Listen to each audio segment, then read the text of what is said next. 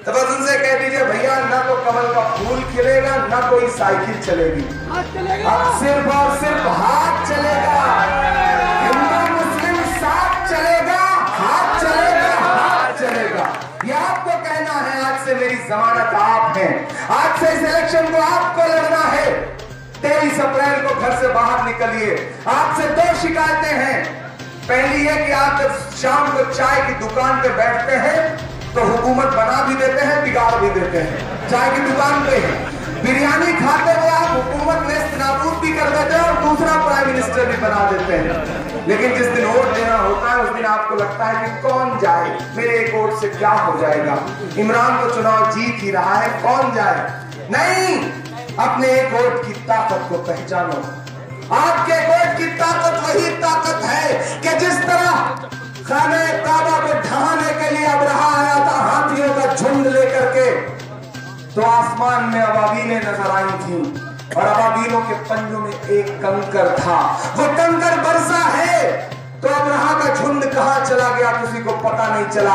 दरअसल तुम्हारे हाथों में ईवीएम का बटन दबाने की जो ताकत है वो अबाबील के पंजों में दबे हुए कंकर की तरह है। 23 अप्रैल को निकलो वही कंकर लेकर के ईवीएम की कतारों में खड़े हो जाओ। याद रखना कि तुम्हारे पैसों पर सर्जिकल स्ट्राइक करके, नोटबंदी करके 125 मौतों का तोहफा दिया था नरेंद्र मोदी जी ने, उसका बदला लेने का दिन है वो। जीएसटी से जो तुम्हारे कारोबार की कमर तोड़ी गई है उसके बदला लेने का दिन है वो। एकजुट होइए, 23 को बाहर निकलिए, फिर 23 मई को रिजल्ट आएगा। आपसे तोहफा मांग रहा हूं ईद का।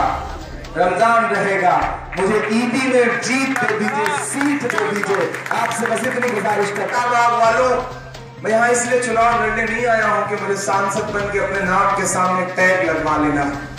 मुझे मजलूमों की आवाज उठानी है, मुझे उनके आंसुओं का हिसाब लेना है।